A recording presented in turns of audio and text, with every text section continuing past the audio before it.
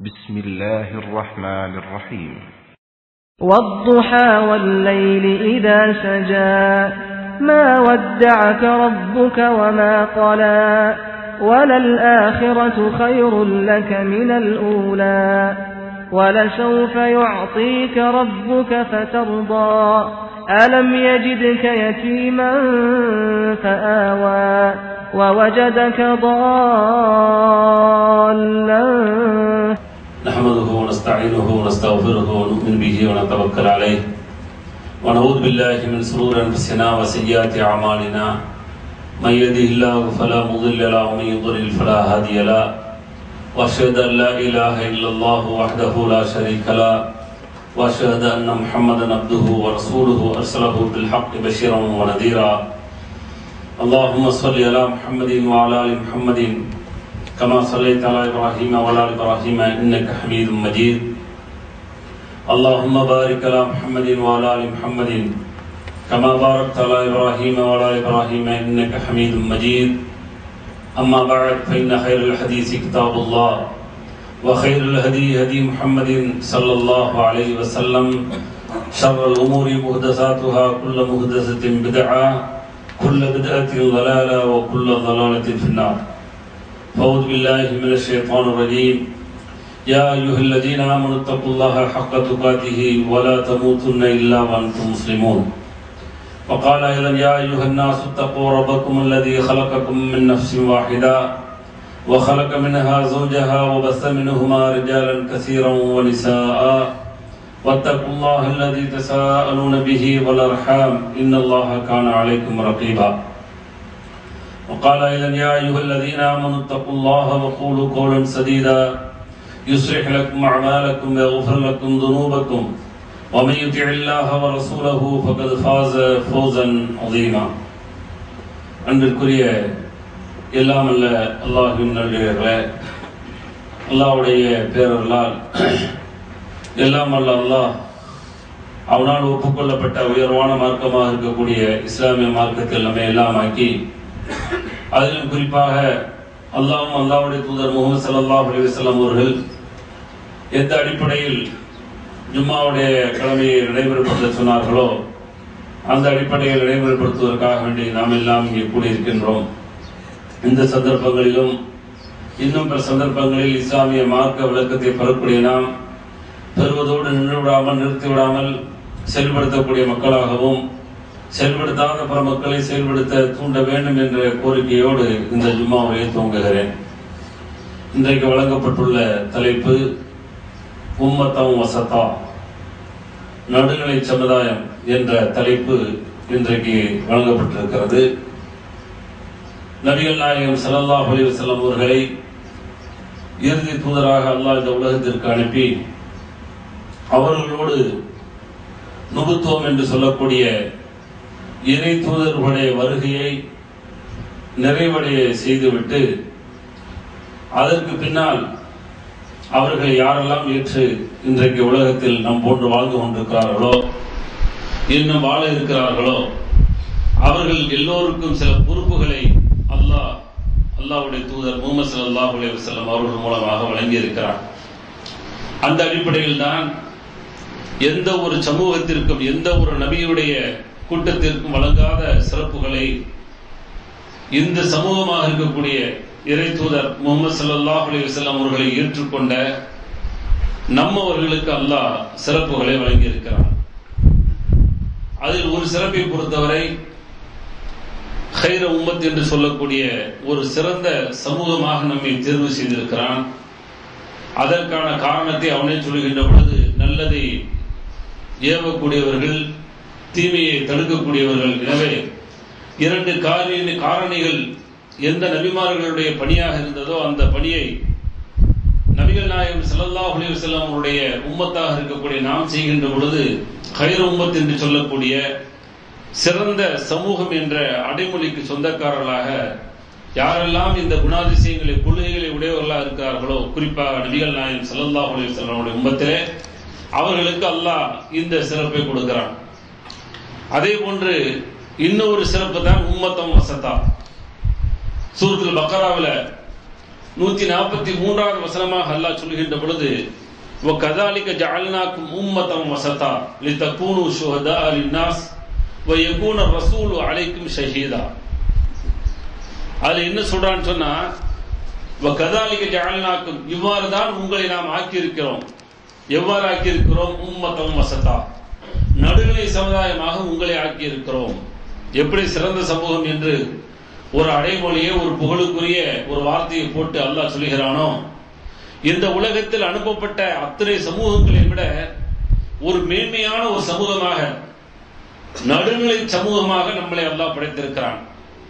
நடுநிலை என்றால் என்ன? நடுநிலை என்பது எந்தெந்த வகையில் எல்லாம் இந்த இஸ்லாத்தின் மூலமாக நாம் அந்த சிறப்பை பெறுகிறோம் என்பதை எல்லாம் இன்ஷா அல்லாஹ் பார்க்க இருக்கிறோம். காரணம் என்னவென்று சொன்னால், நடுநிலை என்ற பெயரிலே இன்றைக்கு மார்க்கத்தை குலைக்கக்கூடிய, மார்க்கத்தை தொலைக்கக்கூடிய, கொள்கையை வீணடிக்கக்கூடிய, இஸ்லாத்தை குழி தோண்டி புதைக்கக்கூடிய காரியங்கள்லாம் நடந்து கொண்டிருக்கக்கூடிய சூழலில் உண்மையிலேயே உம்மத்தம் வசத்தா, நடுநிலை சமுதாயத்துக்கு சொந்தக்காரர்கள் யார், அவர்களுடைய குணாதிசயங்கள் என்ன, எதன் மூலமாக நாம் இவ்வாறெல்லாம் சிறப்பிக்கப்பட்டிருக்கிறோம் என்பதை எல்லாம் இன்ஷா அல்லாஹ் தெரிய இருக்கிறோம்.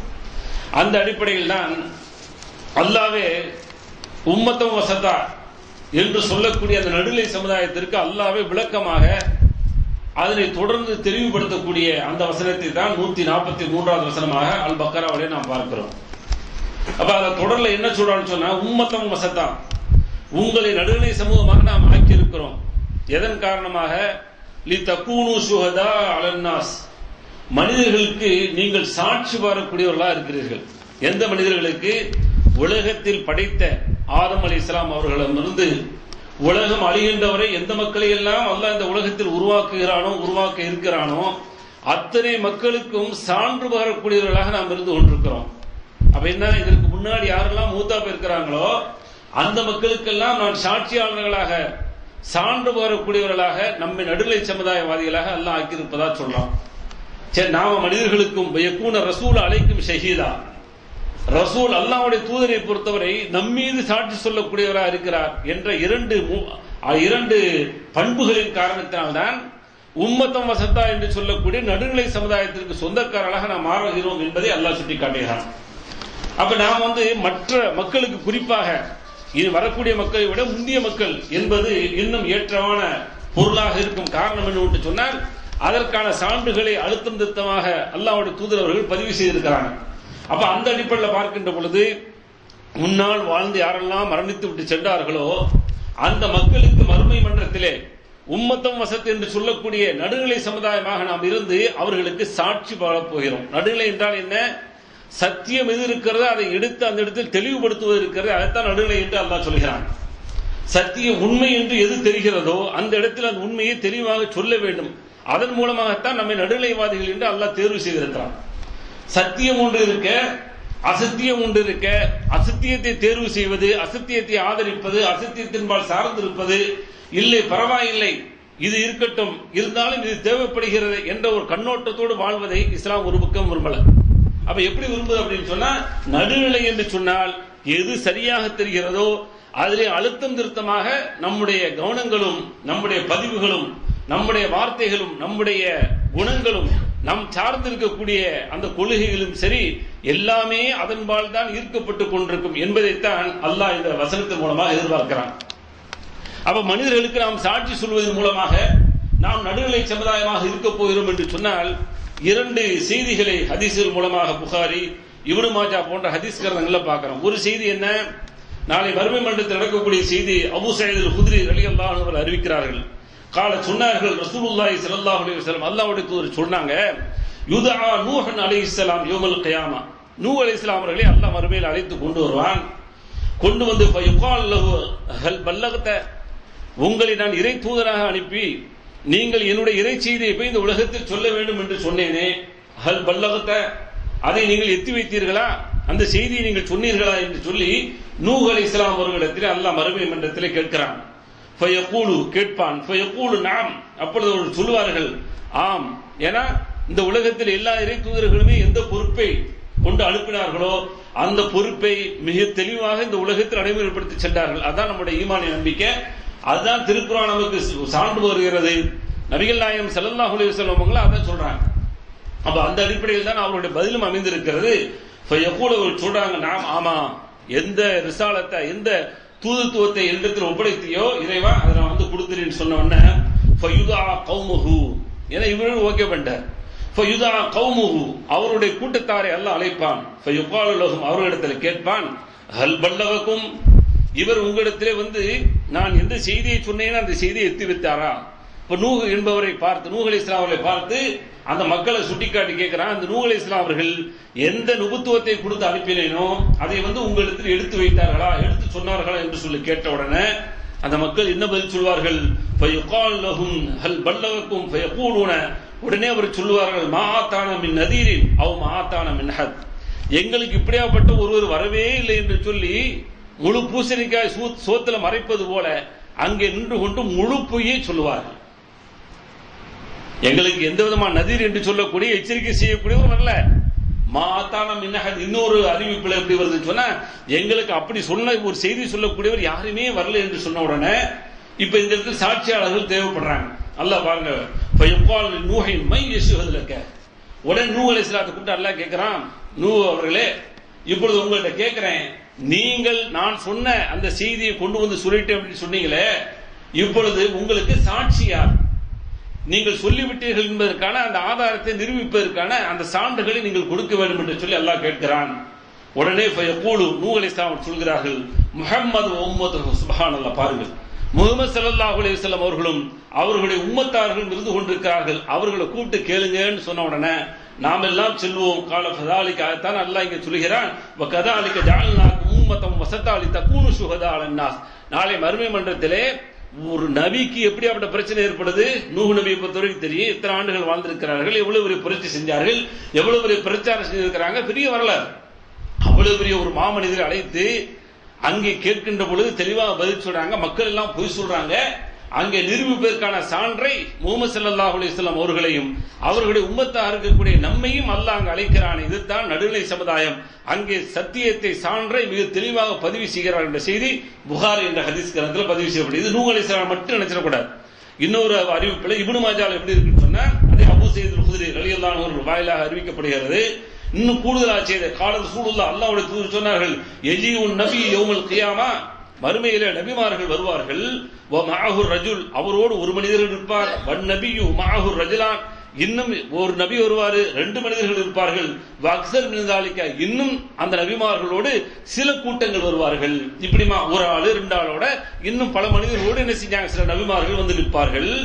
ஃபயுதா கௌமுஹு ஃபயுகாலு லஹும் ஹல் பல்லகும் ஹாதா, அங்கே என்ன செய்யற அந்த கூட்டத்தார்கள் எந்தெந்த நபிமார்கள் யாருக்கு அனுப்பப்பட்டார்கள் அந்த கூட்டத்தார்கள் அழைச்சிட்டு, இவர் உங்களுக்கு எடுத்து சொன்னாரா, நான் எதை சொல்லிவிட்டேனோ அதை கொண்டு வந்து உங்களிடம் கொடுத்தாரா என்று சொன்ன உடனே அப்பொழுது அந்த கூட்டங்கள் எல்லாம் எந்தெந்த நபிமார்கள் எல்லாம் எந்தெந்த கூட்டங்களுக்காக அனுப்பப்பட்டார்கள் அவங்க எல்லாம் சொல்றாங்க, ஃபயகூலுன லா, இல்லை என்று சொல்வார்கள்.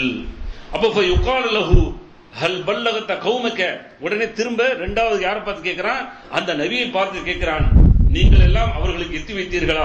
நாம் சொன்ன உடனே அப்பொழுது இரண்டாவது கேட்கிறான், நபிமார்கள்ட்ட கேட்கிறான், எந்தெந்த நபியுடைய மக்கள் பொய்ப்படுத்தினார்களோ அந்த நபியை பார்த்து அல்லாஹ் கேட்கிறான், மை யஷ்ஹதுலக், உங்களுக்கு சாட்சி சொல்லக்கூடியவர்கள் யார் என்று சொல்லி கேட்ட உடனே முஹம்மது உம்மத்துஹு, முஹம்மது ஸல்லல்லாஹு அலைஹி வஸல்லம் அவர்களும் அவர்களுடைய உம்மத்துகளும் எங்களுக்கு சாட்சியாளராக இருக்கிறார்கள் சொன்ன உடனே ஃபைதா முஹம்மது உம்மத்துஹு, முஹம்மது ஸல்லல்லாஹு அலைஹி வஸல்லம் அவர்களையும் அவர்களுடைய உம்மத்தார்களையும் அழைத்து வாருங்கள் என்று சொல்லப்படும், அழைத்து கொண்டு வரப்படும்.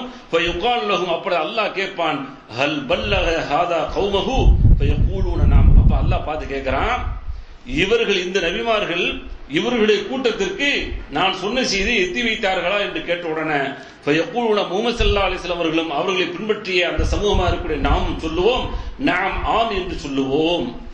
அப்பதான் கேட்கப்படும், வமா இல்முக்கும், எந்த அறிவின் காரணத்தினால இப்படி சொல்றீங்க, ஏன்னா நம்ம சம்பந்தம் இல்லை, நூஹ் அலைஹிஸ்ஸலாத்துக்கு நமக்கு சம்பந்தம் இருக்கா, லூத் அலைஹிஸ்ஸலாம் அவங்களுக்கு நமக்கு சம்பந்தம் இருக்கா, எந்த நபிக்கு நமக்கு சம்பந்தம் இருக்கா, இல்ல. இறை தூதர் நபிகள் நாயகம் ஸல்லல்லாஹு அலைஹி வஸல்லம் அவர்கள் அனுப்பப்படுவதற்கு முன்னாடி உள்ள அந்த மக்களுக்கு கூட நமக்கு சம்பந்தம் இல்லாத ஒரு காலத்தில் வாழ்ந்து கொண்டிருக்கிறோமே, அப்ப அந்த இடத்துல எப்படி சாட்சி சொல்ல போறோம், எப்படி சாட்சி சொல்லியிருப்போம்? அப்பதான் அல்லாஹ் கேட்கிறான், ஃபயகாலு வமா இல்முக்கும், உங்களுக்கு இப்படிப்பட்ட அறிவு எங்கிருந்து கிடைத்தது என்று கேட்ட உடனே ஃபயகூலுன ஜாஅனா நபியுனா, எங்களுடைய நபி அவர்கள் வந்தார்கள், ஃபஅக்பரனா அன்ன ருசுல கத் பல்லகு, எல்லா ரசூல்மார்களும் அவர்கள் கொடுத்த செய்தியை எத்தி வைத்து விட்டார்கள், என்று எங்களுடைய இறை தூதர் நபிகள் நாயகம் ஸல்லல்லாஹு அலைஹி வஸல்லம் சொல்லி இருக்கிறார்கள் என்று சொல்லிவிட்டு ஃபதாலிக கௌலுஹு, அதைத்தான் இந்த வசனம் சொல்கிறது என்று அபூ ஸயீத் அல்-குத்ரி ரலியல்லாஹு அன்ஹு விளக்கக்கூடிய செய்தியை இப்னு மாஜா இந்த ஹதீஸ் கிரந்தத்துல பார்க்கிறோம். அப்ப நாளை மறுமை மன்றத்துல அல்லாஹ் எதிர்பார்க்கக்கூடிய எதிர்பார்ப்பு என்னன்னு சொன்னா, எல்லா நபிமார்களும் தங்களுடைய அந்த இறை செய்தியை எத்தி வைத்தார்கள் என்ற அந்த உண்மையை சொல்லுகின்ற பொழுது அவர்களுடைய கூட்டத்தார்களே பொய்ப்படுத்துறாங்க பாருங்க.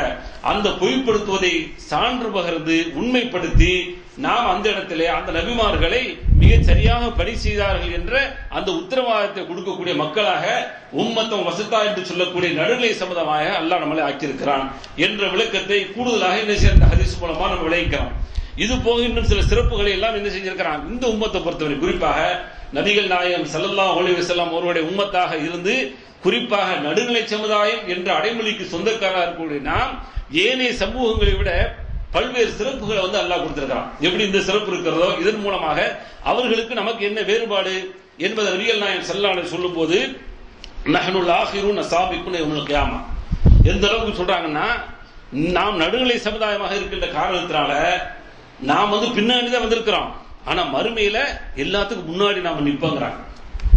மறுமையில அல்லாஹ் நம்மள என்ன செய்யறான், இப்படியாப்பட்ட சிறப்பு இருக்கின்ற காரணத்தினால எல்லாத்துக்கும் பின்னாடி வந்திருந்தாலும் மறுமையிலே நாம் என்ன செய்யறோம், மற்றவர்களுக்கெல்லாம் சாபிக்குள் முந்தி போகக்கூடியவர்களாக இருக்கிறோம். அன்னஹும் ஊத்துல் கிதாப மின் கபலினா, நமக்கு முன்னால் அவர்கள் வேதம் கொடுக்கப்பட்டார்கள். ஆனால் சும்ம ஹாதா யௌமஹும் அல்லதி ஃபுரித அலைஹிம் ஃபக்தலஹு ஃபீஹி, அவர்கள் கருத்து வேறுபாடு கொண்ட காரணத்தினாலே அவர்களை விட நாம் முன்னாடி என்ன செய்ய போறோம், மறுமையிலே அவர்களுக்கு முன்னால் நாம் சொர்க்கத்துக்கு போக போறோம் என்று சொல்லிவிட்டு ஃபஹதானல்லாஹ், அல்லாஹ் நமக்கு நேர்வழி காட்டினான். எந்த அளவுக்கு நேர்வழி காட்டினான் சொன்னால், ஃபன்னாசுலனா ஃபீஹி தபவுன், மக்கள் எல்லாம் நம்மளை பின்பற்றக்கூடியவர்களாக இருந்து கொண்டிருக்காங்க. நம்மளை பின்பற்றக்கூடியவங்க சொன்னா, நமக்கு முந்தி யாரெல்லாம் யூத கிறிஸ்தவர்கள் சென்றார்களோ அவர்கள் எல்லாம் நம்மளை பின்தொடரக்கூடியவர்களாக இருக்கிறாங்க. அந்த அளவுக்கு அல்லாஹ் நம்மை சிறப்புப்படுத்தி விட்டான் நடுநிலை சமுதாயம் என்ற காரணத்தினால. எப்படி சிறப்புப்படுத்தி இருக்கிறான் சொல்றாங்க, நாம் இன்றைய தினம் என்ன செய்யறோம், இன்றைய தினம் ஜும்மா தினம் கொண்டாடி கொண்டிருக்கிறோம். ஆனால் அவர்கள் இருக்காங்க பாருங்க, இதற்கு அடுத்து தான் அவர்கள் செல்வார்கள். நாளைய தினம் யார் செல்வ சொல்றாங்க, அல் யஹூது கதன், நாளைய தினம் யஹூதிகள் யூதர்கள் செல்வார்கள். வன் நசாரா பாதகத், அதற்கு அடுத்த நாள் ஞாயிற்றுக்கிழமை இருக்கிறதே அன்றைய நாள் தான் கிறிஸ்தவர்கள் செல்வார்கள். அந்த விஷயத்திலும் அல்லாஹ் நம்மளை முதன்மைப்படுத்தி முந்த வைத்து அவர்களை விட சிறப்புக்குரியவர்களாக இந்த உலகத்திலும் நாம் என்ன செய்கிறோம், ஒரு சிறந்த நாளை தேர்வு செய்து அவர்களை முந்தி நாம் வாழ்ந்து கொண்டிருக்கிறோம். இந்த ஒரு சிறப்பும் இந்த நடுநிலை சமுதாயத்திற்கு அல்லாஹ் கொடுத்திருக்கிறான் என்று நபிகள் நாயகம் ஸல்லல்லாஹு அலைஹி வஸல்லம் சொல்லக்கூடிய செய்தி புகாரி முஸ்லிம்ல பார்க்கிறோம். இது போக இந்த யூத கிறிஸ்தவர்களை விட இன்னொரு சிறப்பை நபிகள் நாயகம் ஸல்லல்லாஹு அலைஹி வஸல்லம் புரிய வைக்கிறாங்க. எந்த அளவுக்கு புரிய வைக்கிறான்னு சொன்னா, நாம் நடுநிலையாக இருக்கின்ற காரணத்தினால இன்னும் பின்னாடி வந்த காரணத்தாலும் அல்லாஹ் அவர்களை விட இன்னொரு பங்கு சிறப்புகளை கொடுத்து விடுறான். என்ன சிறப்பு கொடுத்து விடுறான்னு சொன்னா, ஒரு உதாரணம் சொன்னாங்க, இன்னமா மசலுக்கும் வல் யஹூத் வன் நஸாரா, யூதர்களுக்கும் கிறிஸ்தவர்களுக்கும் அதே போன்று அந்த ரெண்டு கூட்டத்தாருக்கும் நமக்கும் என்ன உதாரணம் என்று சொன்னால், ஒரு உதாரணத்தை சொல்லி புரிய வைக்கிறாங்க. என்ன உதாரணம் சொல்றாங்க, ஒருத்தர் வேலை பார்க்கிறார், பகல்ல வேலை பார்க்கிறார். எந்த அளவுக்கு அப்படின்னு சொன்னா, நிஸ்பு நஹார், காலையில இருந்து வேலை ஆரம்பிச்சு மதியம் இருக்குது பாருங்க, மதியம் வரை வேலை செய்யறாரு. எந்த அளவுக்கு வேலை செய்யறாரு சொன்னா, ஒரு கைராத், ஒரே ஒரு கைராத்திற்கு அவர் என்ன செய்யறாரு, வேலை செய்யறாரு. வேலை செய்துட்டு அவர் போயிறாரு. இவர் யாரு என்று சொன்னா, ஃபஅமிலத்துல் யஹூத் அலா கைராத், ஒரு கைராத் அளவிற்கு காலையிலிருந்து உச்சி வரை அவர்கள் வேலை பார்த்தார்கள். அதே போன்று இன்னொரு கூட்டம் அந்த உச்சியிலிருந்து லொஹர் பகுதியிலிருந்து அசர் நேரம் வரை இன்னொரு கூட்டம் என்ன செஞ்சது, வேலை பார்த்தது. அவர்களும் ஒரு கீராத் என்று சொல்லக்கூடிய அந்த கூலிக்காக வேண்டி என்ன செய்தார்கள், அவர்களும் வேலை பார்த்தார்கள். பாத்தீங்கன்னா யகூதிகள் பாத்தீங்கன்னா யூதர்களை பொறுத்த வரைக்கும் கூடுதலா வேலை பார்த்திருக்கிறாங்க, அதுக்கும் ஒரு கீராத்து. அதுக்கடுத்து இன்னும் கொஞ்சம் கம்மியா வேலை பார்த்திருக்கிறாங்க, அவங்களுக்கு ஒரு கீராத்து. அடுத்து சொல்றாங்க, சும்ம அந்துமுல்லதீன தஅமலூன, நீங்கள் வேலை செய்தீர்கள் மின் ஸலாத்தில் அஸ்ரி இலா மகாரிபி ஷம்ஸ், அந்த அஸ்ர் நேர தொழுகையிலிருந்து மக்ரிப் வரைக்கும் நீங்க வேலை பார்க்கறீங்க. அலா கீராத்தைன், ரெண்டு கீராத். ஒரு கீராத்னா தெரியும், உஹது மலை அளவு. உஹது மலைன்னு வரல, ஒரு பிரம்மாண்டமான மலை என்ன இருக்குமோ அந்த மலை அளவிற்கு அல்லாஹ் என்ன செய்யறான், கூலி தருகிறான். அதற்கு உதாரணமாகத்தான் உஹது மலை என்ன செய்யப்படும், சுட்டி காட்டப்படுது. அதுக்கு நேரடி அர்த்தம் உஹது மலை கிடையாது. அப்ப கீராத் என்று சொன்னால் பிரம்மாண்டமான மலை இருக்கிறதே, அந்த மலை அளவிற்கு அல்லாஹ் என்ன செய்யறான், கூலியை தருகிறான். அப்ப அவங்களுக்கு எல்லாம் ஒரு கிராத் கொடுத்தா நேரங்களும் அதிகம். ஆனா நாம் என்ன செய்யறோம், குறைந்த நேரமே வேலை செய்கிறோம். ஆனா நமக்கு ரெண்டு கிராத் தர்றான். சொன்ன உடனே ஃபகலிபத்தில் யஹூத் வன் நஸாரா, யூதர்களும் கிறிஸ்துவர்களும் கோபமடைந்தார்கள். வகாலு நஹ்னு அக்ஸர் அமலன் வ அக்கல் அதான், நாம அதிகமா வேலை பார்த்துட்டு கம்மியான கூலி வாங்குறவன், இது அநியாயம் இல்லை என்று சொல்லி கடுமையாக கோபப்பட்ட பொழுது காலஹல் வலமக்கும் மின் ஹக்கிக்கும் ஷையா, உங்களிடத்தில் போட்ட உடன்படிக்கையில் ஏதாவது குறைக்கப்பட்டுச்சா? அநியாயம் செஞ்சாங்களா? உங்களுக்கு காலையிலிருந்து லொஹர் வரைக்கும் ஒரு கிராத்தில் சொல்லப்பட்டுச்சு, ஏத்துக்கிட்டு வேலை செஞ்சீங்க. அதே மாதிரி லொஹர்ல இருந்து அசர் வரைக்கும் என்று சொல்லி உங்களுக்கு ஒப்பந்தம் பண்ணுச்சு, அதை நீங்க ஏத்துக்கிட்டு செஞ்சீங்க. இது இவர்களுக்கு கொடுத்த சிறப்பு. அல்லாஹ் யாருக்கு நாடுகிறானோ அவர்களுக்கு இது போன்ற அருட்கொடைகளை வழங்குகிறான். எனவே இதில் கோபப்படுறதுக்கு அர்த்தமே இல்லை என்று சொல்லி நபிகள் நாயகம் ஸல்லல்லாஹு அலைஹி வஸல்லம் அவர்கள் நடுநிலை சமுதாயத்திற்கு கிடைத்த சிறப்பு பரிசு, நாம் குறைந்த வேலையாக குறைந்த அளவுக்கு அமல் செய்தாலும் அல்லாஹ் நிறைவான கூலியை தருகிறான் அவர்களை விட, மற்ற சமூகத்தை விட. இது நடுநிலை சமுதாயத்திற்கு கிடைத்த சிறப்பு என்று நபிகள் நாயகம் ஸல்லல்லாஹு அலைஹி வஸல்லம் அவர்கள் சொல்லக்கூடிய செய்தியை புகாரி இந்த ஹதீஸ் கருத்தில் பார்க்கிறோம். இது போக வணக்க வழிபாடுகள் பாத்தீங்கன்னு சொன்னா, வணக்க வழிபாடுகள்ல கூட மிது மிஞ்சி என்ன செய்யற கூட எஸ்டாப்ளிஷ் ஆகலாம் போய் செய்யறதுக்கு இஸ்லாத்துல அனுமதியே கிடையாது. வரன்னு போனா இதை நம்ம செஞ்சுக்கிட்டு இருந்தான். அதே மாதிரி அவங்களுக்கு பாத்தீங்கன்னா கடுமையான சட்டங்கள். நோம்புலாம் பாத்தீங்கன்னா உங்களுக்கு தெரியும், நோம்பு பொறுத்தவரைக்கும் அவங்களுக்கு ரொம்ப குறுகிய நேரம் தான் சாப்பாட்டுக்கான அனுமதியே இருந்துச்சு.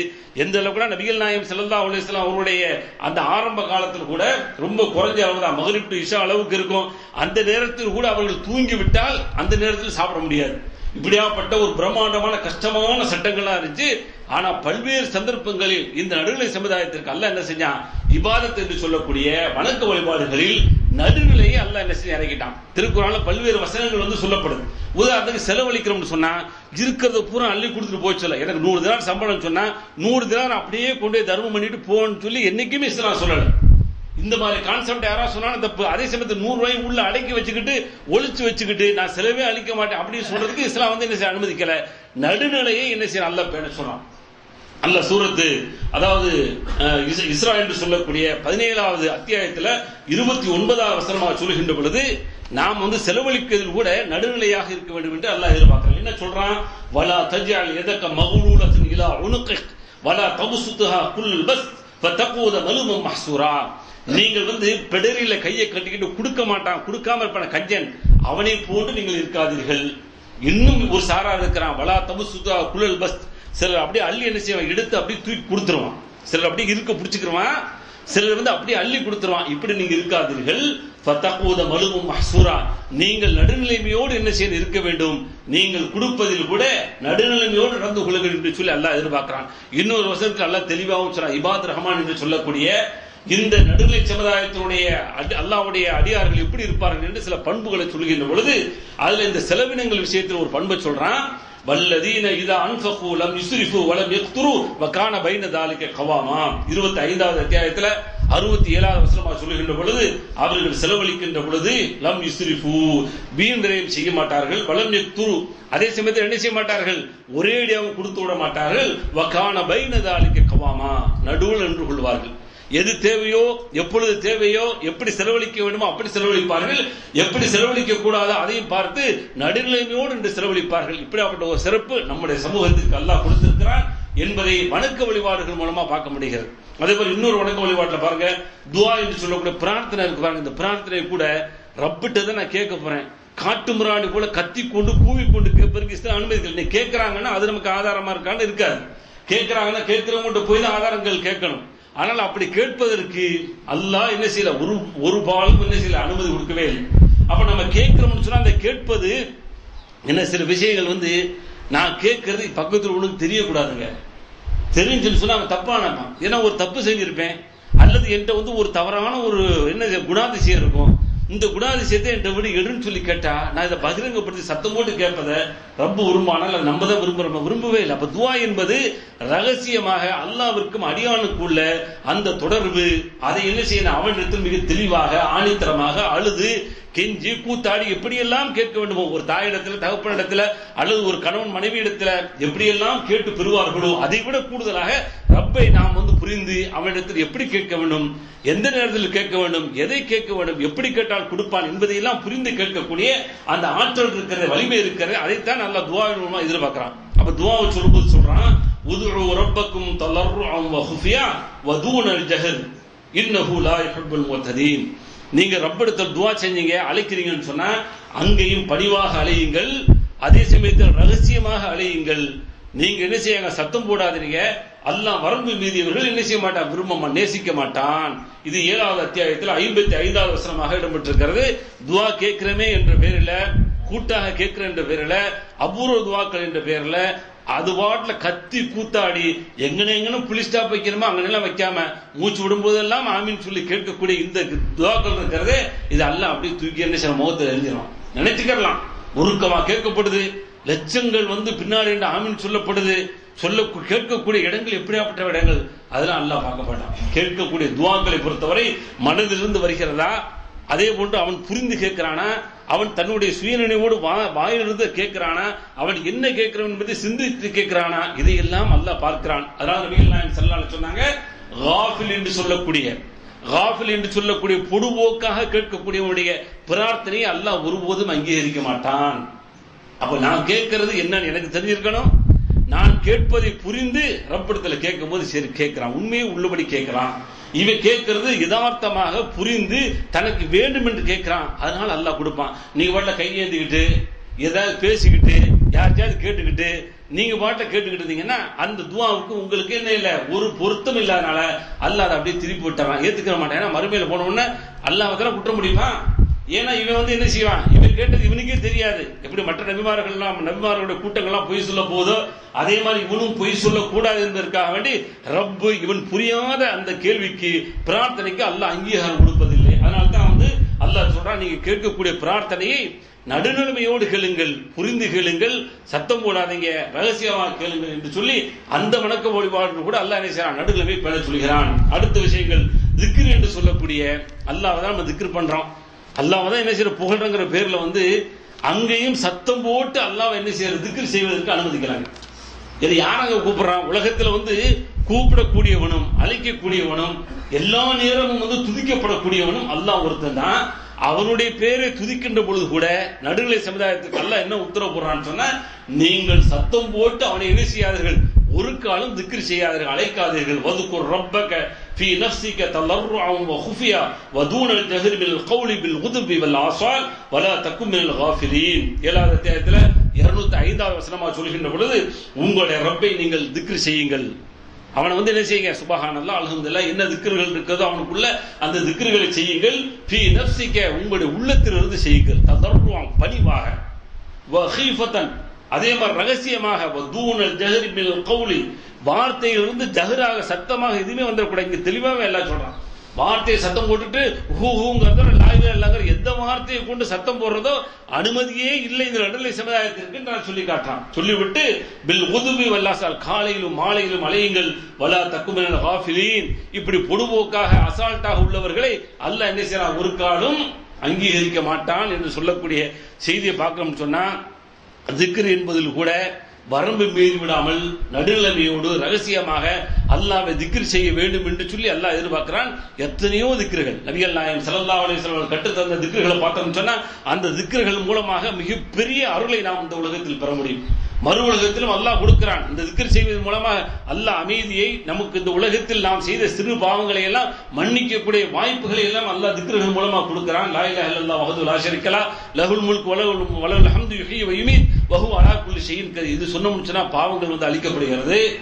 அதே போல சில அடிமைகள் உரிமை விடக்கூடிய அளவிற்கு 10 விதங்கள் சொன்னால் 100 விதங்கள் சொன்னால் என்றெல்லாம் சில ஹதீஸ்களுடைய அறிவிப்புகள் நமக்கு தருகிறது என்று சொன்னால், வார்த்தை பாருங்க லேசுதான், ஆனால் அதை சத்தம் போட்டு சொல்வதற்கு அல்லாஹ் என்ன செய்ய விரும்பல. நம் நடுநிலை சமுதாயம் என்ற காரணத்தினால் இபாதத்தை பொறுத்தவரை கூட அங்கே நடுநிலைமையை பேண வேண்டும் என்று சொல்லி அல்லாஹ் எதிர்பார்க்கிறான். இதெல்லாம் நபிகள் நாயகம் ஸல்லல்லாஹு அலைஹி வஸல்லம் அவருடைய காலத்துல இந்த திக்ர் சம்பந்தமாகவே ஒரு சம்பவம் நடக்குது. என்ன நடக்குது? சஹாபாக்கள்லாம் போருக்கு போயிட்டு வர்றாங்க. அப்படி போருக்கு போயிட்டு வரும்போது நமக்கு எல்லாம் தெரியும், கஷ்டங்கள் வருகின்ற பொழுது ரப்பை இழப்போம். ஆனா இன்னைக்கு வேற வேற மாதிரி அழைக்கிறான். உட்காரும் போது அம்மாங்கிறான், எந்திரிக்கும் போது அம்மாங்கிறான். எவ்வளவு பெரிய வார்த்தைகள்! அது குழந்தைகளுடைய வாயிலிருந்து அப்படித்தான் வருகிறது. நம்மோட தொடர்புள்ள மதரசாவுடைய அந்த சிறார்கள் எல்லாம் பார்க்கின்ற பொழுது பல தடவை கூட சொல்லியிருக்கிறேன், ஒரு கையை ஓங்கி அல்லது குச்சியை ஓங்கி அடிக்கின்ற பொழுது அம்மா என்கிறான். அங்கே காப்பாற்றுவோம் அம்மா வருவாளா?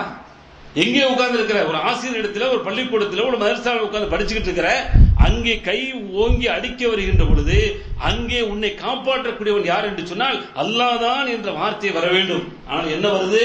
அம்மா என்று அழைக்கிறான். அப்ப என்ன ஆகி போச்சுன்னு சொன்னா, ஷிர்க் என்பது, இணை வைப்பு என்பது எல்லா இடங்களிலும் அறியாமல் வந்து கொண்டிருக்கிறது. அப்ப அங்க அழைக்கக்கூடியவன் அல்லாஹ் தான். அந்த அல்லாஹ்வை கூட மென்மையாக அழைக்க வேண்டும், மிருதுவாக அழைக்க வேண்டும், பணிவாக அழைக்க வேண்டும். அம்மா என்று சத்தம் போடுவது போன்று கூட அங்கே சத்தம் போடக்கூடாது என்பதைத்தான் நபிகள் நாயகம் ஸல்லல்லாஹு அலைஹி வஸல்லம் உடைய அந்த வணக்க வழிபாடாக இருக்கக்கூடிய திக்ருடைய போதனை சொல்லுதே. என்ன சொல்லுது? போருக்கு போயிட்டு வர்றாங்க, வந்துகிட்டு இருக்கும் பொழுது அப்படியே என்ன ஒரு மேட்டு பகுதியில் ஏறுறாங்க. மேட்டு பகுதியில் ஏறும்போது தெரியும் தானே கஷ்டம், எந்த அளவுக்கு போர்ல போய் கஷ்டப்பட்டு வந்துட்டு இருக்கிறாங்க. இதே சமயத்தில் மேட்டு பகுதியில் ஏறுறாங்க. ஏறும் பொழுது அங்கே அல்லாஹ்வை திக்ர் செய்யக்கூடிய வார்த்தைகளை சத்தம் போட்டு சொன்ன உடனே நபிகள் நாயகம் ஸல்லல்லாஹு கண்டிக்கிறாங்க. நீங்கள் யாரை அழைக்கிறீர்கள்? லா ததுபுனக்கும் அசம்மன், நீங்கள் செவிடனையோ குருடனை யாரையுமே நீங்கள் அழைக்கவில்லை, மாற்றமாக பார்த்து கொண்டிருக்கக்கூடிய கேட்டுக் கொண்டிருக்கக்கூடிய மகா உயர்ந்தவனை அழைக்கிறீங்க. எனவே சத்தத்தை தாழ்த்தி கொள்ளுங்கள் என்று நபிகள் நாயகம் ஸல்லல்லாஹு அலைஹி வஸல்லம் அந்த ஒரு கஷ்டமான கட்டத்தில் கூட அங்கே சத்தத்தை உயர்த்துகின்ற பொழுது அல்லாஹ்வுடைய தூதர் அவர்களை மட்டுப்படுத்துகிறார்கள். நம்முடைய சமூகத்திற்கு சத்தம் போடுவதற்கு அனுமதியே இல்லை என்று சொல்லி நபிகள் நாயகம் ஸல்லல்லாஹு அலைஹி வஸல்லம் சொன்ன செய்தியை புகாரி முஸ்லிம் போன்ற ஹதீஸ்களை பார்க்கிறோம். அதுபோல தொழுகையை பொறுத்த வரைக்கும் கூட இந்த கிராத் வரும் சொன்னா அந்த கிராத்தை முடிஞ்ச வரைக்கும் அப்படியே சும்மா வெறித்தனமா கத்துறதுக்குலாம் அனுமதி இல்லை. அதே பாருங்க, அல்லாஹ்வுடைய தூதரை பார்த்து ஒரு அழகான உத்தரவு போடுறான். 17வது அத்தியாயத்தில் 110வது வசனமாக அந்த 110வது வசனத்தில் லாஸ்ட் கடைசி பகுதியை சொல்கின்ற பொழுது வலா தஜ்ஹர் பி ஸலாத்திக வலா துகாஃபித் பிஹா வபதகி பைன ஸாலிக சபீலா. நீங்க நபியே நீங்க தொழுகையில ஓதுறீங்கன்னு சொன்னா அந்த தொழுகையில ஒரேடியா சத்தம் போட்டு ஓதாதீங்க. வலா துகாஃபித் பிஹா, ஒரேடியாவும் என்ன செய்யறாங்க, ஒண்ணுமே இல்லாமல் ஆக்கிறாதீங்க. வபதகி பைன ஸாலிக சபீலா, மத்திய தரத்தில் நடுநிலை நீங்கள் அங்கே என்ன செய்யுங்க, கடைபிடித்து நீங்கள் உங்களுடைய தொழுகையை நடத்துங்கள், ஓதுங்கள் என்று அல்லாஹ் நபிகள் நாயகம் ஸல்லல்லாஹு அலைஹி வஸல்லம் அவர்களுக்கு தொழு வைக்கின்ற பொழுது கூட அங்கேயும் நடுநிலையை பேண சொல்லக்கூடிய செய்தியை பார்க்கிறோம். இப்படியே பல்வேறு செய்திகளை, பல்வேறு வணக்க வழிபாடுகளை பார்க்கின்ற பொழுது நடுநிலை சமுதாயமாக நாம் இருந்து கொண்டிருக்கிறோம்.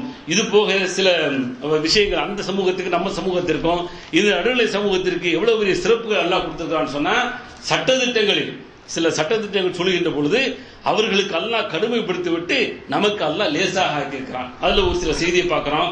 அதான் பனி இஸ்ரவேல் சமுதாயத்திற்கு அல்லாஹ் என்ன செஞ்சான், ஒரு அசுத்தம் பட்டுச்சுனா, சிறுநீர் 1க்கு 2க்கு பட்டுச்சுன்னு சொன்னா என்ன சட்டம் இருந்துச்சுன்னு சொன்னா, இப்ப இந்த இடத்துல பட்டுச்சு அப்படின்னு சொன்னா அவர்களுக்கு அல்லாஹ் இதை சுத்தம் செய்வதற்கான வாய்ப்பு எப்படி கொடுத்தான், இந்த இடத்த அப்படியே வெட்டிடணும். இன்னைக்கு பாத்தீங்கன்னு சொன்னா அப்படியே அங்கங்க பாத்தீங்கன்னு சொன்னா நஜீஸ் படுதுன்னு வச்சுக்கிடுங்க, அங்கங்க பீஸ் பீஸா வெட்டி தெரியும். அப்படித்தான் அன்றைக்கு அல்லாஹ் சட்டத்தை இறக்கணும். பனி இஸ்ரவேலருக்கு அல்லாஹ் என்ன இறக்கணும்னு சொன்னா, அவர்களுக்கு சுத்தம் வேண்டும் என்று சொன்னால் எங்கே அசுத்தம் பட்டு விடுகிறதோ அந்த இடத்தை கட் பண்ண வேண்டும். ஆனால் நமக்கு அல்லாஹ் கழுவுவதன் மூலமாக சுத்தத்தை ஏற்படுத்தி விட்டான் என்ற செய்தியை அகமது என்ற ஹதீஸ் கிரந்தத்தில் பார்க்கிறோம். அந்த விஷயத்திலும் நடுநிலை சமுதாயத்திற்கு அல்லாஹ் இந்த சட்டத்தில் கூட மிக இலகுவை லேசி அல்லாஹ் ஆக்கியிருக்கிறான். இதன் மூலமாகவும் அவர்களோட சிறப்புக்குரியவர்கள் என்ன செய்ய மாறிடுறோம். அதே மாதிரி அடுத்து இன்னொரு சட்டத்தை பார்க்கிறோம்.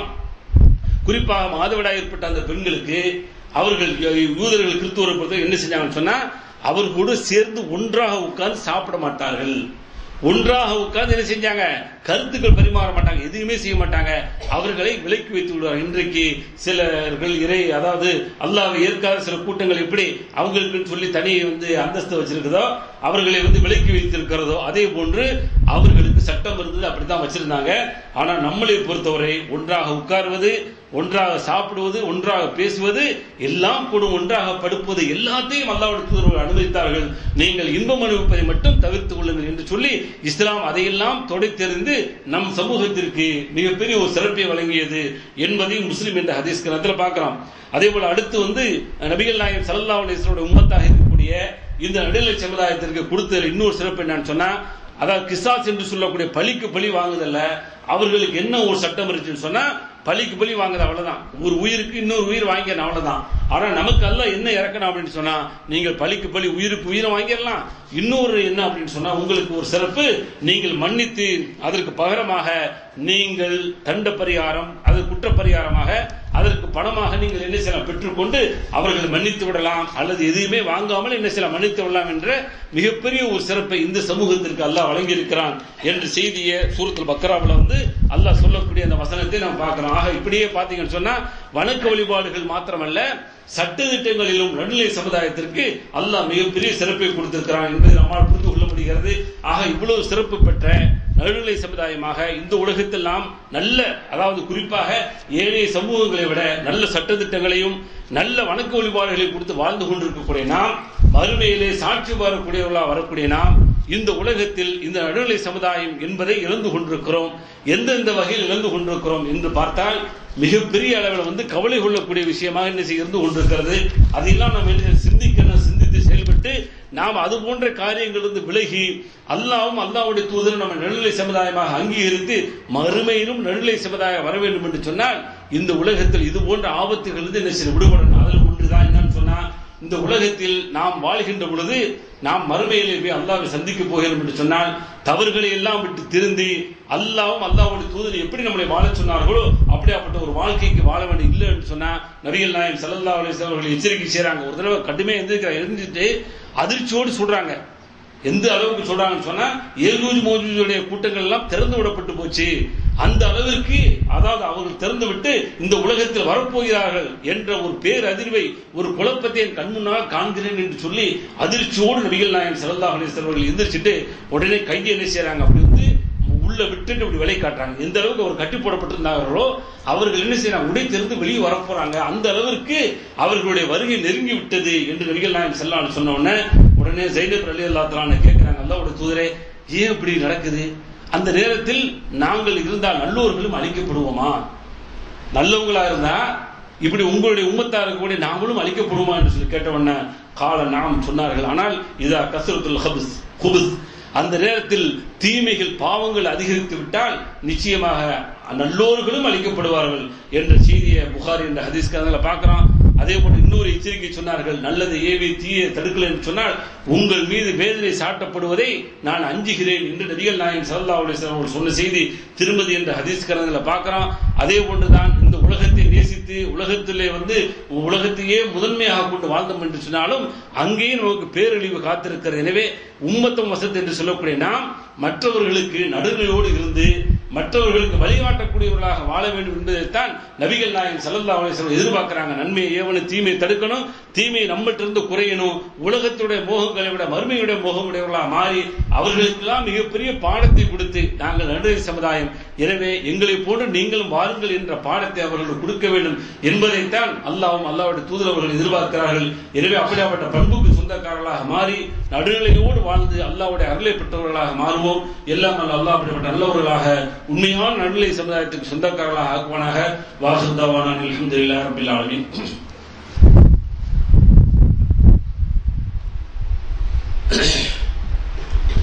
பிஸ்மில்லாஹிர் ரஹ்மானிர் ரஹீம்.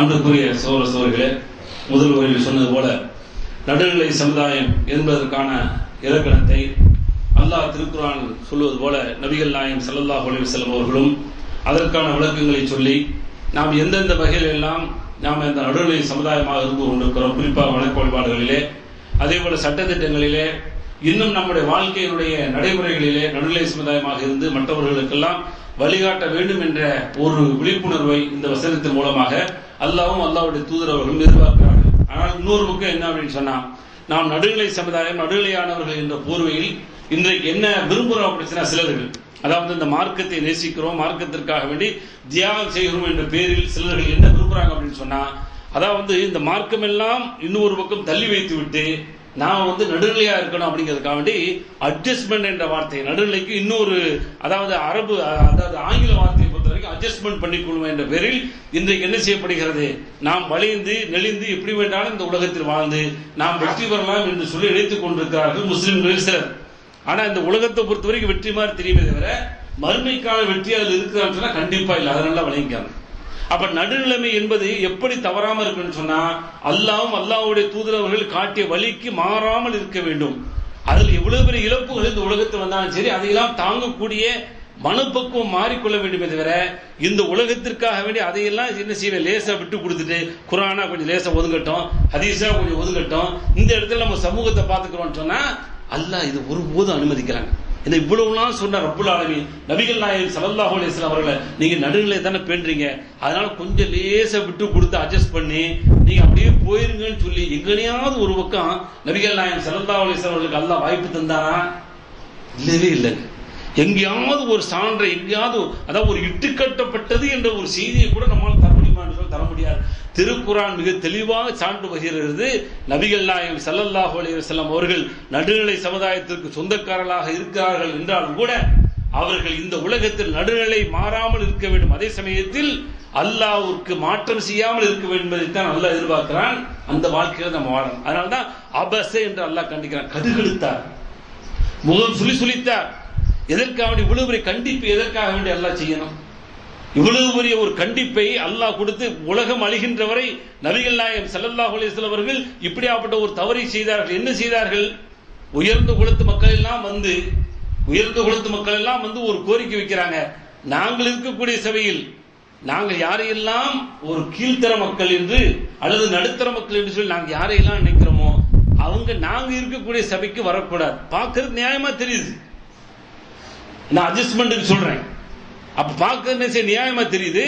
அப்ப நடுநிலைமையோடு நீங்க நின்று பாத்தீங்கன்னா சரியா தெரியும். ஏன்னா பெரிய பெரிய ஆள்லாம் வந்துட்டான், பெரிய பெரிய விஐபி வந்துட்டான். இன்னைக்கு எந்தெந்த லிஸ்ட்ல நீங்க பாக்குறீங்களோ இந்தியாவில் அல்லது உலகத்தில் யாரும் நினைச்சு பாக்குறீங்களோ கற்பனைக்கு யாரை வேணாலும் கொண்டு வந்துருங்க. அப்படி ஒரு குரூப் வந்து சொல்லுது, இவங்க எல்லாத்தையும் வெளியே போய் வச்சிருங்க. நாங்க ஒரு 10-50 பேர் நல்ல போஸ்டிங்ல உள்ளவங்க, நல்ல படிச்சவங்க, நல்ல நல்ல பெரிய பொறுப்புல இருக்கிறோம், நாங்க இன்னும் ஆளுங்க, அதனால வந்து நாங்க இருக்கக்கூடிய இதுல வந்து இருக்கக்கூடாது அப்படின்னு சொன்னா அப்ப இவங்கெல்லாம் இஸ்லாத்துக்கு வர்றது பக்கம் ஒரு பக்கம் ஆசையாத்தான் இருக்கும். அதனால லேசா வந்து என்ன செய்யலாம், நாம அப்படியே நடுநிலைமையா இருந்துகிட்டு நாம குர்ஆன் ஹதீஸ்ல தானே இருக்கிறோம், இப்பதானே லேசா அட்ஜஸ்ட் பண்றான். அங்க வேலை கிடையாது. இங்க எல்லாம் சம்பந்தம் உள்ளவா வந்தா வரலையா ஓடி போயிரு. அதனாலதான் அல்லாஹ் கேட்கிறான், என்ன இப்படி பேசிட்டு இருக்கும் பொழுது கண்ணு தெரியாத ஒரு நபித்தோழர் வரும் பொழுதுதான் அப்படி லேசா முகத்தை சுழிக்கிறாங்க. ஏத்துக்கிறோம். என்ன வந்து இங்க பார்த்தா நல்லது நடக்க போற மாதிரி தெரியுது. எந்த நேரத்தில் நல்லது நடக்க போகிறதோ அந்த நேரத்தில் நடக்கக்கூடாதவர் உள்ள வர்றாரே, அப்ப இவன் என்ன நினைப்பான்னு சொல்லிட்டு லேசா முகத்தை திருப்பின உடனே வகி வருது. அபஸவத்தவல்லா அன்ஜாஹுல் அமா, குருடர் வந்த பொழுதும் கடுகெடுத்தார். பெரிய வார்த்தை அது. அப்ப தவறாக புரிந்து கொண்டு இன்றைக்கு என்ன செய்யறான், இஸ்லாத்தை தெளிவுபடுத்தாமல் இஸ்லாத்தை புரிந்து கொள்ளாமல் குழம்பிக் கொண்டிருக்கிறோம், அதை குழப்பிக் கொண்டிருக்கோம். அல்லாஹ் பாதுகாக்கணும். இதுதான் இஸ்லாம் என்று தெரிந்த முன்னாடி அங்க அட்ஜஸ்ட்மெண்ட் கிடையாது. நல்லா வழங்கிக்காங்க. அவன் சூரத்துல் காஃபிரூன் ரெண்டும் மிகப்பெரிய பாடம், படிச்சுக்கிட்டே இருங்க. சூரத்துல் காஃபிரூன் பயங்கரமா டிக்ளேர் பண்ணா, கூப்பிடுட்டான், காஃபிர்களை கூப்பிடு. என்ன அட்ஜஸ்ட்மெண்ட் கிடக்குது? அட்ஜஸ்ட்மெண்ட் இருந்தா அந்த உலகத்தில் எப்படி வேணா வந்து, உலகம் பெருசு இல்ல, உலகம் காலில் கீழே வரணுங்க. உலகம் காலு கீழே தூக்கி போட்டு மிதிக்கணும். உலகம் பெரிதல்ல, மறுமைதான் வெற்றி, மறுமைதான் நோக்கம். மறுமையில் வெற்றியா இல்லையா அதுதாங்க பார்க்கணும். அதனால கூப்பிடுங்கன்னு சொல்லிட்டு லா ஆபுது மா தாபுதுன் வலா அன்தும் ஆபிதுன மா ஆபுது டிக்ளேர் பண்ண சொன்னா, நீங்க வணங்க நான் வணங்க மாட்டேன், நான் வணங்க நீங்க வணங்க மாட்டேன், அதற்கு தகுதியே கிடையாது. உன்னுடைய வணக்கம் பேரு என்னுடைய வணக்கம் பேரு, இது எங்கேயுமே ஒட்டவே செய்யாது என்று சொல்லிவிட்டு கடைசியில் ஒரு வார்த்தையை பாருங்க, பயங்கரமா டிக்ளேர் பண்ண சொல்றான், லக்கும் தீனுக்கும் வலியது, உன் வழி உனக்குப்பா, என் வழி எனக்கு, உன் மார்க்கம் உனக்கு, என் மார்க்கம் எனக்கு, அங்கு முடிச்சிரு அப்படின்ட்டான். அப்ப நடுநிலை என்று சொன்னால் எதுல நடுநிலை இருக்குன்னு சொன்னா சத்தியத்தின் நடுநிலை இருக்க வேண்டும். சத்தியத்தை எல்லாம் விட்டுவிட்டு, குர்ஆனையும் சுன்னாவையும் விட்டுவிட்டு, இஸ்லாத்தை விட்டுவிட்டு நடுநிலை என்ற பெயரில் நாம் உள்ளே நுழைந்தால் அங்கே ஷைத்தானுடைய ஆதிக்கம் வந்து மறுமை மன்றத்திலே நாமும் அந்த ஷைத்தானோடு சேர்ந்து நரகத்துக்கு போகக்கூடிய ஒரு சூழல் ஏற்படும். அல்லாஹ் பாதுகாக்கணும். எனவே நடுநிலை சமுதாயம் என்பது மிகப்பெரிய ஒரு சிறப்பிற்குரிய ஒரு சமூகம், சிறப்பிற்குரிய அடைமொழி மாத்திரமல்ல, அது மறுமையிலும் ஒரு வெற்றிக்குரிய ஒரு பாதையாக, வெற்றிக்குரியவராக மாறி மற்ற மக்களுக்கெல்லாம் சான்று பகரக்கூடிய ஒரு அற்புதமான ஒரு அடைமொழியை அல்லாஹ் கொடுத்திருக்கிறானே, அந்த அடைமொழியை மறுமை வரை எனக்கு வேண்டும் என்று பிரார்த்தனை செய்வோம். ஏன்னா அந்த உலகத்தில் உண்டான சில விஷயங்கள் தெரியாதனால உள்ள போய் விழுந்துரும். அல்லாஹ் பாதுகாக்கணும். அல்லாஹ் அவர்கள் கையேந்தி கேட்போம், யா அல்லாஹ் உம்மத்தம் வசத்தா என்று சொல்லக்கூடிய நல்ல சமுதாயத்தை எந்த வகையிலெல்லாம் நீ வந்து வழிகாட்ட விரும்புகிறாயோ அந்த வழியிலே நடத்தி செல், அந்த அடிப்படையில் என்னை கொண்டு சென்று மறுமையில் வந்து மற்ற நபிமார்களும் அந்த மக்களும் வந்து நிற்கின்ற பொழுது சாட்சி சொல்லக்கூடியவர்களாக முஹம்மது ஸல்லல்லாஹு அலைஹி வஸல்லம் அவர்களுடைய உம்மத்துகள் வருகின்ற பொழுது நானும் ஒருவனாக வந்து அவர்களுக்கு சாட்சி சொல்லி ஒரு நடுநிலை சமுதாயத்திற்கு சொந்தக்காரனாக நான் இந்த உலகத்திலும் வாழ்ந்து மறு உலகத்தில் வர வேண்டும் என்ற அந்த உறுதியோடு வாழ்ந்தால் நிச்சயமாக வெற்றி இருக்கிறது என்பதை புரிந்து கொண்டு இந்த உலகத்தினுடைய நேசமும் அல்லாஹ்வுக்கும் அல்லாஹ்வுடைய தூதருக்கு விரும்பாத காரியங்கள் எல்லாம் நடக்கின்ற பொழுது அதையெல்லாம் துச்சமாக மதித்து வாழக்கூடிய ஒரு பழக்கத்தையும் ஒரு கொள்கையும் உடையவர்களாக மாற வேண்டும். அப்படிப்பட்ட ஒரு உறுதியை இந்த உம்மத்தம் வசத்தா என்று சொல்லக்கூடிய நடுநிலை சமுதாயத்தினுடைய இந்த தலைப்பு நமக்கு பாடமாக அமைய வேண்டும். எல்லாம் அல்லாஹ் அப்படிப்பட்ட ஒரு வாய்ப்பை உங்களுக்கு எனக்கு தந்தருள்வானாக. வாஹிர் தாவானா அல்ஹம்துலில்லாஹி ரப்பில் ஆலமீன். அஸ்ஸலாமு அலைக்கும் வரஹ்மத்துல்லாஹி வபரகாத்துஹு.